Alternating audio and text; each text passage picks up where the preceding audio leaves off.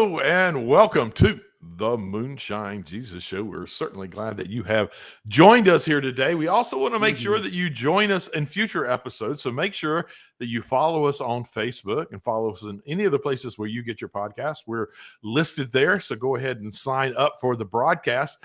We're glad that you have joined us. I am glad that my buddy Caleb has joined us. How are you doing today, Caleb? Hey, I'm doing fantastic. How are you, Mark? Not as nice backdrop today. Right. It's not quite the same as the beach backdrop from last week. Well, it is what it is. I'm excited to be here still, even without the beach backdrop, because I think this is going to be really interesting. We're talking about Hulu's latest iteration of the movie series Predator. Is going to be pretty interesting. It's a very surprising movie. But before we get started, I want to mention that we are sponsored by progressivechristianity.org, a great place for you to go and get all your progressive Christian needs filled there. Also, very important, we always like to make sure that the listeners out there know this show is a spoiler-full, not spoiler-free, a spoiler-full zone. You're going to hear things that you might not want to hear if you haven't seen whatever we're talking about. So just be aware of that. It might be worth the risk because it's such a fun show. You might enjoy it anyway. It is. We have a great time. And speaking of having a great time, Caleb, we talked about this last time. You and I, even after the show finishes, frequently have a very good time. Like we do. Once we stop the broadcast, there's frequently more conversation.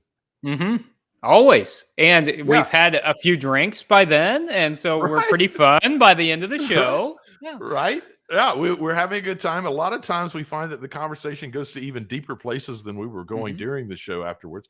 So we have this thought. And if you're interested, please let us know. Just put it in the comment section here. What about would you like to have an after show where folks, for a very limited amount of buy-in, like $5 a month or something like that, pay, and we send a link out after the show, and we have like another half hour or more of conversation where we're not just talking, but all of our listeners can join in and add their thoughts too. I mean, I think it'd be a blast, don't you? It would be fantastic. And, it would be fun to hear some other perspectives. I mean, we have a great time talking to each other, but you all have great ideas too. And sometimes, maybe often, better ideas than we have. And so we want to see what you're drinking and hear what you're thinking about these shows too. I want to do it, Mark.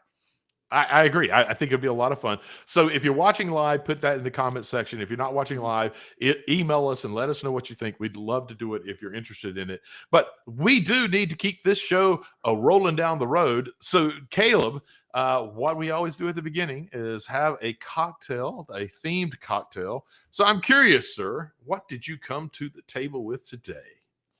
Yeah, so last week, I think we both had green drinks, and I decided that I was going to continue that tradition. This week, I'm going to have a green drink. It was a very green movie. It was definitely a very green movie. There's lots of outdoor greenery. So I like it. There was a lot of greenery, and the Predator's blood was bright neon green. Indeed. And so I am drinking a Predator's blood, and you can see it is bright neon green. And so it's made with Old Smoky Moonshine and some, it is the end of summer. And so I'm honoring that with Polar Ice Pops. And so my wife made this for me. Some Old Smoky Moonshine and Ice Pops. How about you, Mark? What do you got? I am going with, I am rebranding an old drink that had a very insensitive name to it. I'm rebranding the Indian Summer as a native summer. Yeah, of course, there's bourbon in it. Of course, that's where I'm going. I'm rebranding it as a native summer. It's got 2 ounces of bourbon, a splash of sweet vermouth, a little bit of bitters, some orange juice in there. You mix that up together, then you top it off with seltzer, and that is the drink I have here. It looks like a hot summer's day. So cheers to you, sir. I am looking forward to a great show. And we'll catch the rest of you on the other side of this break. Moonshine Jesus. Moonshine Jesus. Moonshine Jesus. Moonshine Jesus, won't you shine a light?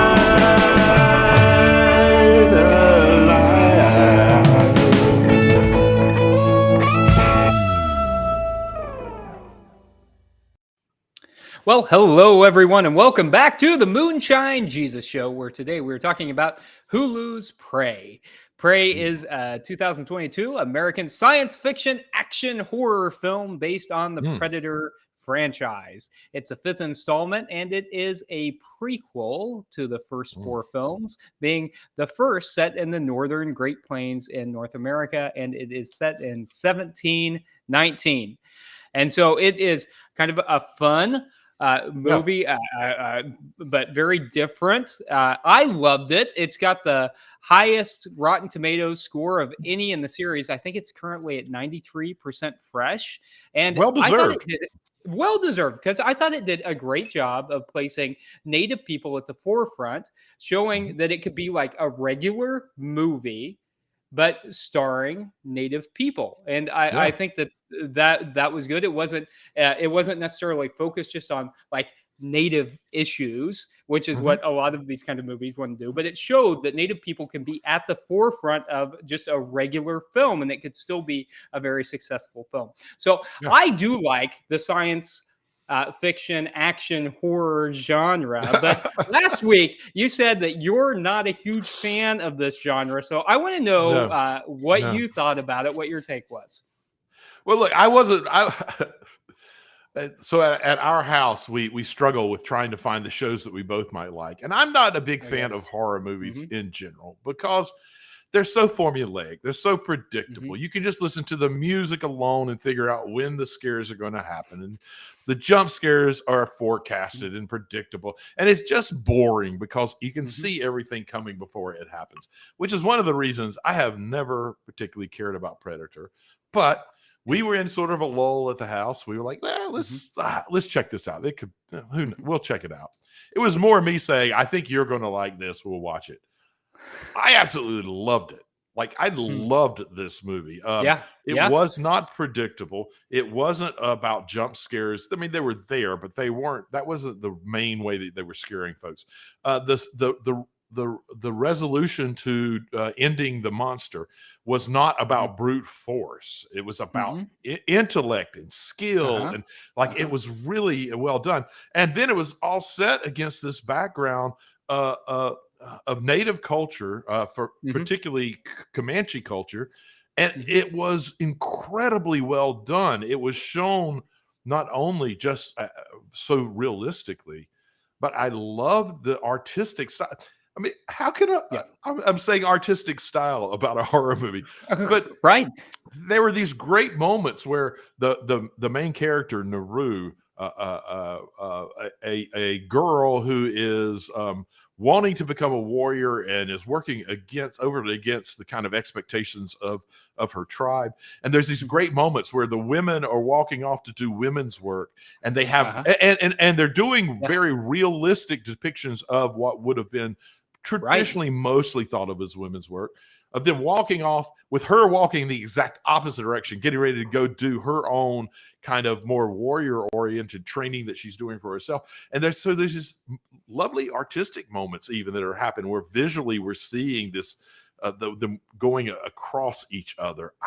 I thought it was done so well on many levels. I mean, what did you come away feeling? Yeah, so that scene in particular that you were just describing was one that hit me too, because she had it kind of left the impression that she had failed her task, right? And she was going to go back to the women's work, like the gathering work, and then she sets it down and she goes back. And you're right, to see visually see her going against the grain with all the women going this way and her choosing a separate path. I mean, it was a commentary without having to have it explained. You could visually see what she was doing. So I also like the thought that it was women's empowerment here without being heavy-handed. about it. Yeah. Like she was a real person who just was trying to learn how to hunt better. It just was what she felt like she wanted to do. And so it showed her kind of struggling, and it felt as if she was a real person. And I think maybe that's one of the things I liked about it most, is that she was a very relatable character. Naru was just a very human character. And we weren't getting a heavy-handed message about like a warrior woman or women empowerment. And that's kind of what I went in expecting, because I knew what the movie was going to be about. I knew that it was, you know, a woman in the main role. And I thought, well, what we're going to see is her, 2 hours of her going head to head with the Predator, brute force. And you're right that really what it was about was her using her intellect and showing how the intellect was superior. And I thought that was a fantastic move. I loved it. I did. It was so smart, and they did so many things that you don't normally see in movies like this, and you certainly haven't seen in any of the Predator movies. I love the way they built her character. Her brother asking her, "Why do you want to hunt?" and her saying, "Because y'all all think I can't." I love that kind of like setting the character up that way. But then later on, the question comes up of why Naru? Why are you so dangerous? And she says, "I'm dangerous because I'm not seen as a threat." Mm-hmm. Yep, and one of the best lines in the movie. Yeah, and that was incredible. And going back to, again, how in the world is a horror movie artistic? They have artistically set up that line because the Predator historically has only gone after threats. And so she's saying, I'm not just dangerous. I'm dangerous not only because the Predator doesn't see me as a threat, but you don't see me as a threat. You don't think I should hunt. You don't think this is right for me. I'm dangerous because nobody, the Predator, my own people, don't see me as a threat, which is my real power. And that's where my strength comes from. I thought that was brilliant and such a great lesson. Particularly in a culture right now where we're all about bravado and about asserting power, that maybe the real power is when you're not seen as a threat, but have this technical ability, this skill set, this intellect to be able to affect change or outcomes. That's also a very Christian message, I think, right? Because the Christian message isn't about the bravado. It's not about the brute force, right?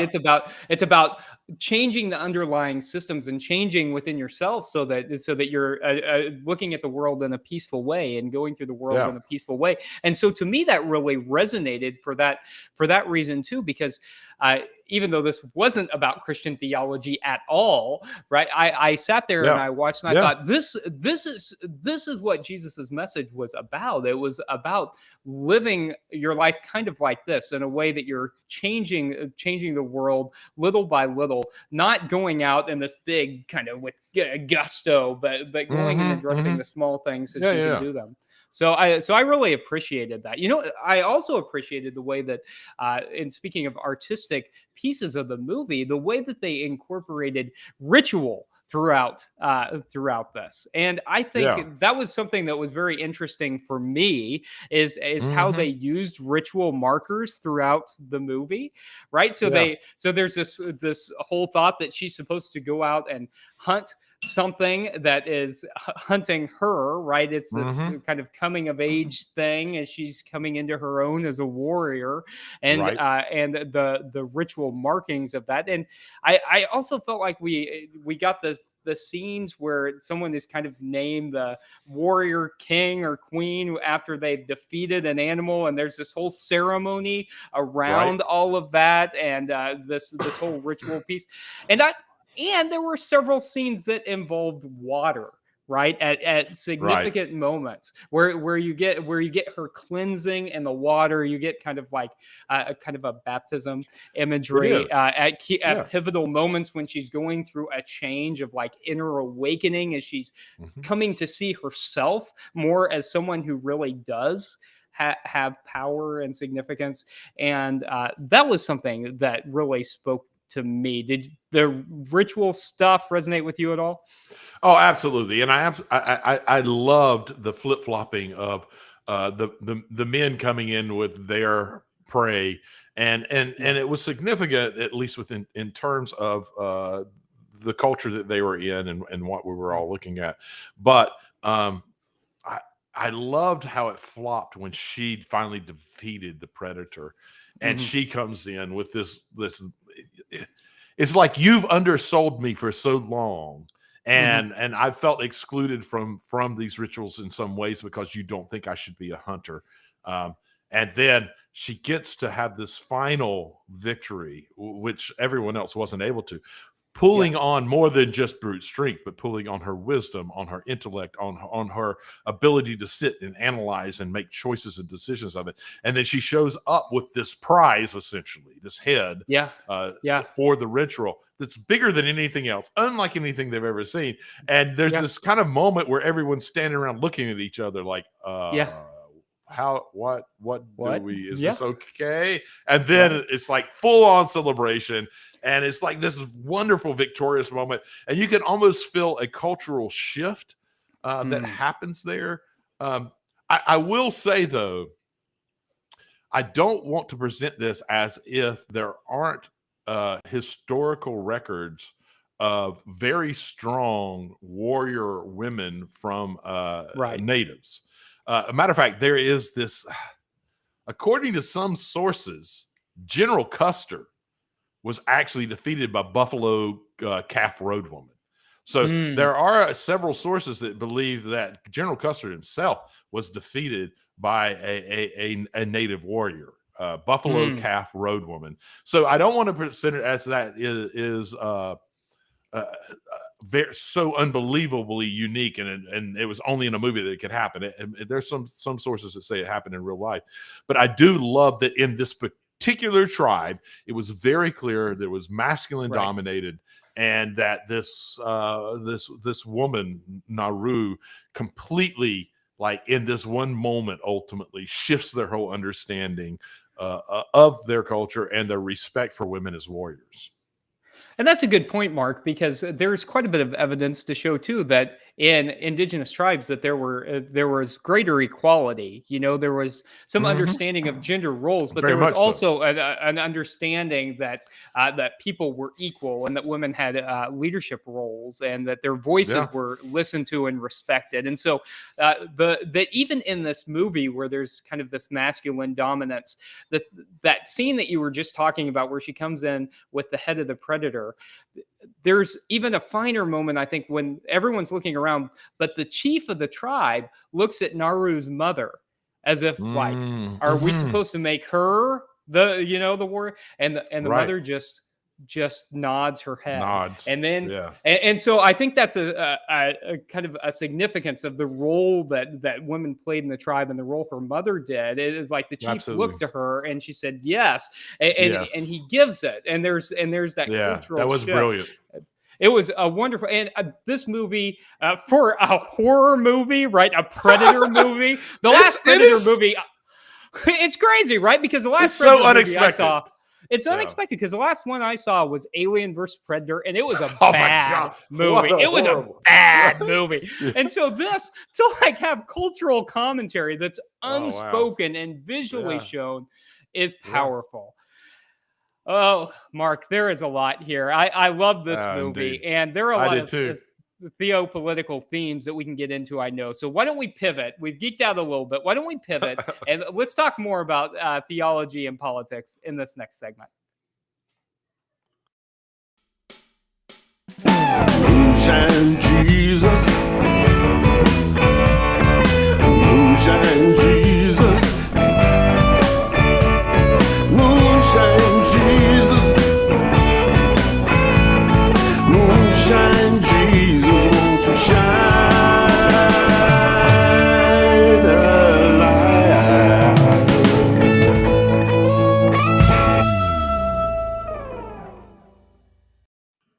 Welcome back to the Moonshine Jesus Show. You're joining us for our theopolitical segment.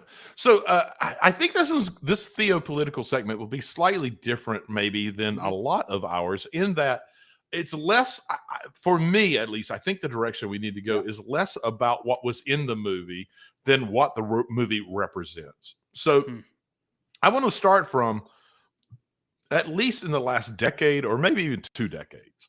Yeah. Nationally, our recognition of the native peoples has been pretty much lacking, even in the news. I mean, I think the one thing we have is the pipeline protest of the Standing Rock Sioux Reservation in North Dakota, which raised some awareness and gave us some, but it would really became a very divisive news piece, more so than a piece that was looking to understand native peoples. So one of the things what I'm thinking about is some of the statistics that I think it's very important. This show did such a great job of doing fair representations, and I think what we have in our current culture is unfair and not real representations.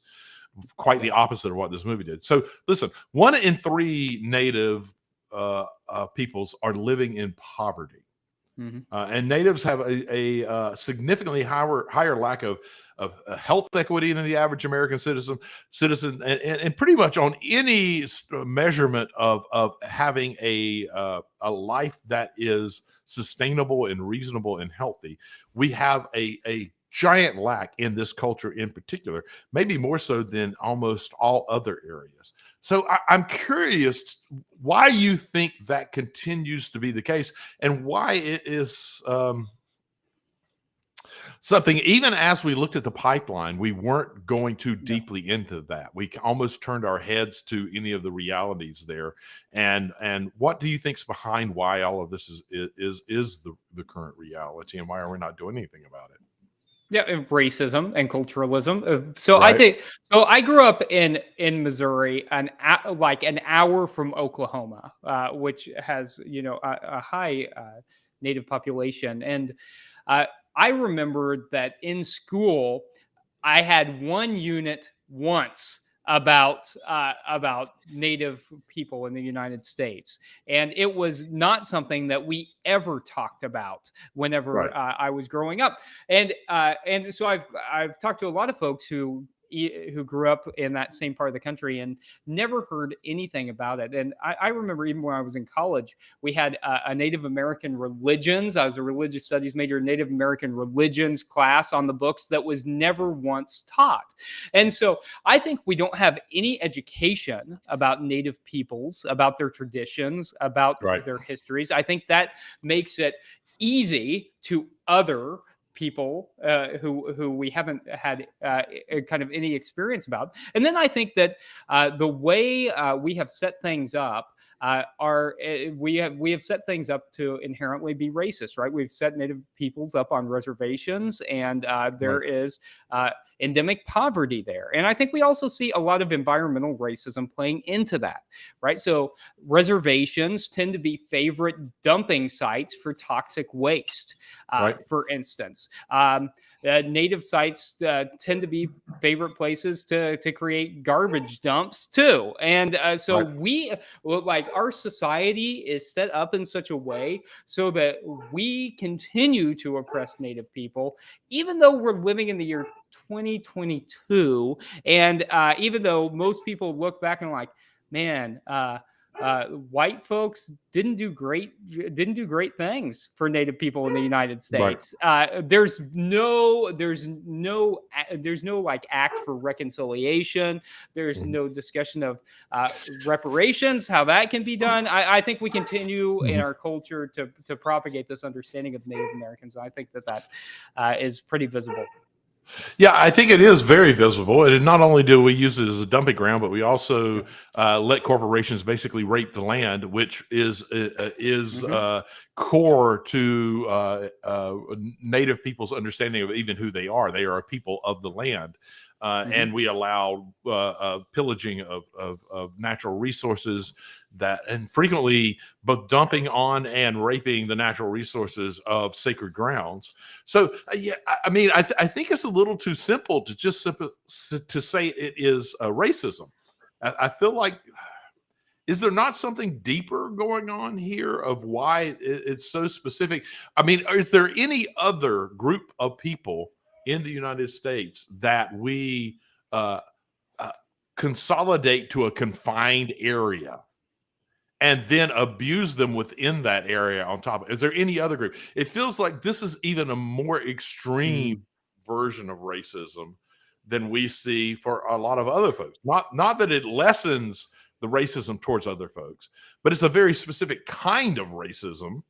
And I wonder why it is so different in the way that we address this particular group of peoples. I mean, do you have thoughts on what that could or couldn't be? I mean, yeah, I think that's a great point, Mark, and a great way to refine how we're thinking about this, because I think all people of color are living kind of marginalized lives in the United States. They're certainly suffering from systemic oppression in the United States as we continue to see, people of color targeted. But you're right, not in the same way that people are confined to their own land. And so I think this is continuing to be kind of an extension of the doctrine of discovery, kind of theology that we see, and the whole thought that whatever we've seen, we've claimed. And so I think there's this kind of sense, especially among white Americans, that okay, it was pretty bad what we did to Native peoples here, but manifest destiny. It was necessary for the United States to come to be what it was. And so I think a lot of people give that lip service, but they don't really think it was a bad idea. And so there's not really guilt around that in the same way. I think pretty much everyone agrees that slavery was a bad idea, right? Even if you come from a family that inherited wealth because of slavery. But I think there are a lot of white Americans who believe that even though, we've got to say that it was wrong for the Trail of Tears, and so I think a lot of white American people actually believe that it was necessary to oppress Native folks for the growth of the United States as a superpower and for the growth of the United States GDP. And so I don't think people feel bad at all still today about oppressing Native peoples, because I think they still see it as something that is 100% appropriate and necessary. Obviously, that is completely morally reprehensible and certainly unchristian. Yeah. But I think a lot of white Americans feel that way, and a lot of white American Christians in particular have a lot of reprehensible views. So I don't know. What do you think, Mark? Well, I mean, I can hear very clearly what you're saying, and I don't disagree with it at all. But I do think there's more of a subconscious thing going on here, and oddly, I'm going to connect it with homeless people. There is this subconscious thing that we do with homeless folks, where we do everything we can to keep them away from any place we have to see them because of our guilt about their existence.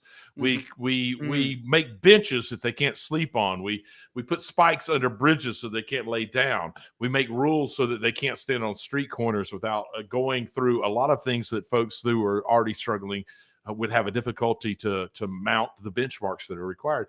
I do believe that a part of what this is this very subconscious piece of the recognition of a nation that what we did was reprehensible, unforgivable, and instead of trying to make reparations and to correct our issues, we'd much rather push it away to little tiny corners of our nation that we'd not like to pay attention to, and ignore them so much so that that there are issues with health, there are issues with water, there are issues with like anything that makes a decent living standard. I do think there is a bit of just trying to live in denial that we see along, particularly for me, it parallels with the homeless population, which I did some work with, in terms of trying to ignore the reality that's actually there. I think it's both. I mean, I think what you said is very true. I think our cognitive response is what you were talking about. But I think there is a subconscious response that is very much about trying to tuck it away in a place that we don't actually have to pay attention to it. And that makes it even worse. Yeah, I like that, Mark. You're giving folks more credit than I was. They're actively right. people. That the homeless thing though is super real, Mark. You're 100% right about that. Yeah. That I've heard so many people. They're like, well, we've got to get homeless folks away from here because it's dangerous or whatever. I'm like, it's not that they're dangerous; it's that it's inconvenient for you to recognize absolutely. that they 100%. exist. And so 100%. I 100% resonate. And I think that the with same what you're might saying about that. be true with Native people. Like, before you finish this segment, though, there's one more issue that I really want to talk about that really gets completely covered up, and it is such a major, massive issue. The numbers on this are crazy, and no one's talking about it. So, violence against indigenous women, indigenous girls, and two-spirit people, or gender non-conforming people, from the native culture, are 10 times higher than any other ethnicity. Wow. Any other. So my question to you is twofold. Why do you think that is true about this specific culture of people? And what do we need to be doing about it? Why is it that we're being so silent about it as I mean, that is a damning number, 10 times higher than any other ethnicity. And do you hear about that in any national press, about any, like, do we ever see people talking about that? Very rarely. Right. And I mean, I follow some, indigenous pages and on indigenous news sources. So I hear about it some, but no, in terms of national news, no, you don't ever hear about it. I don't think it's surprising, though. I mean, I think that most groups that are marginalized in some way are groups where it is easier for this kind of violence to happen, and for people who are already disempowered and disenfranchised. But we're talking about 10 times higher, man. We're not talking about. I know, but it's tied into exactly why would it be so much more pronounced? It's tied into what we were talking about earlier. I think it's viewed into how people see it. I think it's also tied into how, like, within the culture itself, like how people recognize, their own disenfranchisement and disempowerment. Because I think, it's not just, say, like, white people going in and inflicting this violence. It's also violence within tribal communities. And I think this kind of thing happens in places where there aren't the same kind of accountability structures. But I don't know. You sound like you've given this a lot of thought. What do you think, Mark? Do you have thoughts about it? Why it's 10 times higher? Honestly, I was hoping you'd have an answer. I find that number disturbing, and I find the reality disturbing. I'm very fearful for just humanity in general. That the reality is that, and I'm going to use the title of the movie here, that they are seen as easy prey, that they are the most marginalized group of people. And that particularly, and I haven't seen the statistic on this, and I'm going to put it out there in terms of what my personal belief is. I suspect that most of this violence against these particular group of people are from white men, frankly. And so there is this sense of privilege, this sense of power over, that has become so ingrained in white men, and that this group of people in particular are seen as very easy prey because we as a nation ignore their value. We ignore what we have done to them. We marginalize them into very small areas of even the space that they occupy in our nation. And so for me, that is alone the reason why we need to make monstrous more efforts to open things back up, to make reparations for all of the harm that we have done, to educate ourselves, and to lift back up these nations who are so foundational to this land. Great point, Mark. Well, we could go on, and these are very important topics, but we only have a limited time. And I have so much fun in our next segment, where we each get to try, at least do our best, to make our co-host look stupid. So we're going to do that right after the break. Mm-hmm.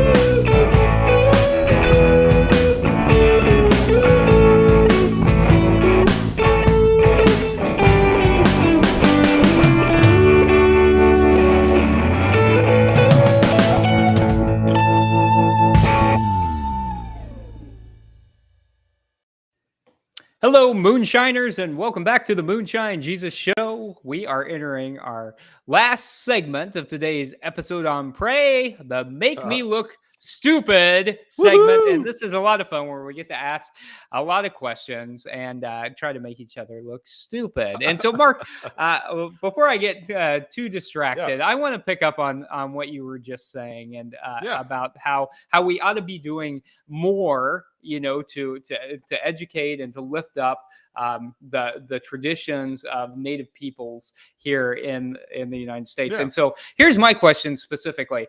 I want to know what churches can do, what Christians can do to do a better job of lifting up Native peoples. I mean, it doesn't seem to me that just say doing a land acknowledgement is enough, which is something that is becoming more common in churches, right? Here in San Diego, we often say we're on Kumeyaay land. But what is it that we can do beyond land acknowledgements and beyond just kind of giving lip service to standing in solidarity with Native tribes to ensure that we're doing a better job as Christians? I'll give three answers to this, a three-part answer. I think first of all, that's quick, Mark. Quick processing, right? Hey, at this point, I am well lubricated, so the mind works faster. I don't know. I'm not so far lubricated that it works slower. So I'm gonna give a three-part answer. A three-part answer. So the first thing I think that we can do is spend more time educating ourselves and learning about the culture and learning the history and understanding and not making it so oversimplified that it's either a very violent group or a very spiritual group, but actually just understanding this deep, amazing culture that went on that had a lot of equality in it, that understood creation and the importance of creation and the connectedness of all of us to creation and to each other. There is so much valuable work that we can do there that if we learn more about, that it's going to provide a lot more respect for the culture. Second thing I would say is to give, to donate. There are a lot of groups out there that are working towards the betterment of Native peoples in terms of education, in terms of health, in terms of living conditions, and even in terms of political advocacy. So I think you need to do a lot more of that. And then we need to do our own political advocacy. That'd be the third part, where when we vote, we need to be paying attention and asking very specific questions. I honestly think this is a very important issue that we have ignored far too long in our nation. And we need to be bringing in candidates that will advocate for Native peoples and promote their needs and promote a giving back to those nations for all that we took from them. So for me, that's the three things: education, giving, and to groups that are already doing the work, because churches aren't going to get up to speed fast enough. You need to just go ahead and connect with the groups that are already doing the work and promote them and give to them.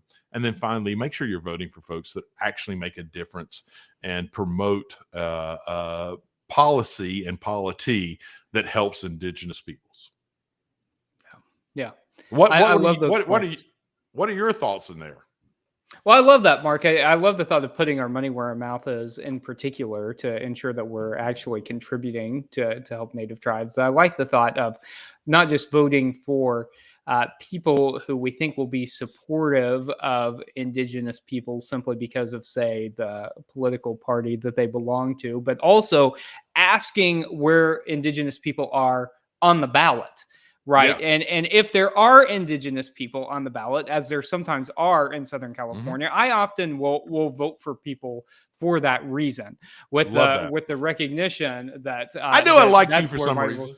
For some reason, the drinks and voting. But, I think churches can do things liturgically as well that really can help. I do think there is value to the land acknowledgement. I think there is value to talking theologically about climate change and how and how environmental racism particularly affects indigenous tribes. I think there's also some real effort that can be made in connecting Christian theology with indigenous spirituality. And I remember when I was growing up, we had a youth minister who was preaching John 3:16. Jesus is, the way, truth, and life. The way, the truth, and life. Yeah, and our no one comes to the Father except through me. Blah blah blah. Yeah. And right. I was part of a liberal church, and my minister said, "Oh, you can't preach that here. We don't believe that. We believe there are multiple paths to God." And I remember he wanted to call my grandfather, who was a retired disciples minister, to see if this is how all disciples of Christ believed. And my grandpa talked to him about Native American spiritual beliefs and the thought of indigenous beliefs about the Great Spirit and all things being created, and how compatible that was with Christian theology. Yeah. And I think that absolutely. if we do work like that in worship, talking about that's powerful. So I like your ideas, Mark, and I love any ways that churches can. So be look, this is an important topic, so I think we need to go ahead and just allow ourselves to run over. Would you expand on the importance? Because I don't think a lot of people really understand or even exposed to. Would you expand on the importance of land acknowledgement? Yeah, so if you're not familiar with this, one of the things that is it's recognizing that the land that you sit on isn't really your land, right? Even if you own the deed to the property, that it was forcibly taken from a native group. And so the land acknowledgement is recognizing that this isn't your land that you're on. So you start out from that place of humility. And in San Diego, most of the land is Kumeyaay land. And so to say that this is Kumeyaay land, we recognize that the reason we have this is because of racism and violence and appropriation, and that's not appropriate. So other acts that are connected to land acknowledgements can be some form of reparation, which I think is something that's maybe important in the monetary piece that you're talking about, Mark, is recognizing that in some way we ought to do what we can to compensate Native peoples for the land that was forcibly taken from them. Absolutely. And I appreciate you expanding on that, because I know it's sort of a new concept to a lot of people, and it's more than worth taking the time to expand on that. So thanks for that explanation. So now it's my turn. Now I get to try to make you look stupid. Tell me. And I don't know that this is a question that will actually make you look stupid, but I think it's a very important question. It's a big question. There's a lot of answers to it. I'm just curious as to what your answer will be. What? I'm just going to ask the question. I'm not going to preface it. I'm not anything. Okay. Here's the question. Yeah. What's the biggest threat to the native peoples of this land right now? What's the biggest threat? Okay, I've got a 52-part answer for you, Mark, and here we go. Wow. Wow, you're more lubricated than I am. I know, right? Look, I really think that the what I was talking about earlier, the biggest danger facing Native peoples right now is the same danger that is affecting all of us, the most pressing issue of our time, but I think it is more so a danger for Native peoples, and that's climate change and the environmental racism that's resulting, right? So if you've got people who are segmented to the least desirable land in the country, as we do, then those are the pieces of land that are most likely to be impacted by climate change. And we see that. We've got Native peoples living in the desert, right? So these are places that are already dry and barren as it is, and climate change is already impacting that. And as we mentioned earlier, this is we have seen that any desirable land that people still have access to, like say the Dakota Access pipeline, right, that we're talking about. Like right. that land's going to be taken away, and we're going to move people to somewhere else. And so then whatever land we have, we're just going to dump whatever crap that we have that's not good for the environment there. So I think that's the next stage of this that we're seeing, that we're just kind of beginning. I mean, some people have been aware of this for longer, but I think Christian theology in particular is just becoming aware of the fact, like, hey, environmental racism is a thing, and it's really impacting people of color, and it's especially impacting indigenous folks, and we see that by the way that we see stuff dumped on the limited amount of land that we've allowed folks to have. So I don't know. What do you think is the most pressing? Well, I think that's a great answer. Honestly, I really genuinely do, particularly considering the connectedness of Native peoples with the land. From a Christian standpoint, early Jews understood them to be a people of the land. So there's a lot of spiritual significance to the idea of recognizing the threat of endangering creation. I'm going to go a little bit larger than that in my response. I really do think, and you and I both of us from different perspectives already talked about this. I think the biggest threat to Native peoples is ignorance, lack of knowledge. I think the more we can educate people, and the more that we expose all the things we're trying to hide, subconsciously, consciously, in whatever way, I think the more that we are real about what happened and what we have done to a group of people, and the significance of their culture and the value of who they are, and a great depth of history, of understanding our connection to the land, connection to each other. I think our ignorance to that is what causes the way we treat this specific group of people, and take advantage in a way that abuses them. And I feel like if we were more educated about who they are and what we have done to them, and the value they could add to our society, I feel like if we could do that, we would correct a lot of the wrongs that we've already done. Well, that's a pretty good philosophy, I think, for lots of things. Let's try to break down ignorance, and let's. I love that, Mark. That's a good, and that's our philosophy here at the Moonshine Jesus Show. Let's drink and let's break down some ignorance. So thank you for joining us today as we're striving to break down. Yes. And let's not forget to tell people what next week's going to be about. Oh, absolutely. Yeah. Because which ignorance might be a part of this conversation ultimately. It might be. We are watching Avatar next week. Yeah. The re-release of Avatar. Did you watch that when it came out? I watched it when it came out. Ago? Yeah. Yeah. I watched it when it came out. It was honestly, I probably got so caught up in the brilliance of just the visuals of it all that I kind of probably missed the subtones of what the story was about. Did you see it? I did, and this was like the first big 3D premiere. I remember that it was incredible. It was all over, and this was before it became such a thing that you're like, another 3D movie, no thanks. That this was one when everyone's like, oh, you got to go see Avatar. It's 3D. Right. You get the glasses, and they're not the blue and red lenses. They've re-digitized it. They're re-releasing it to theaters. So great opportunity this week. I think it's going to be a lot of fun. So if you haven't watched it, go rewatch it. Go rewatch it in the theaters. It ought to be a fun time to go out. And we'll talk about that. Visually is a big movie.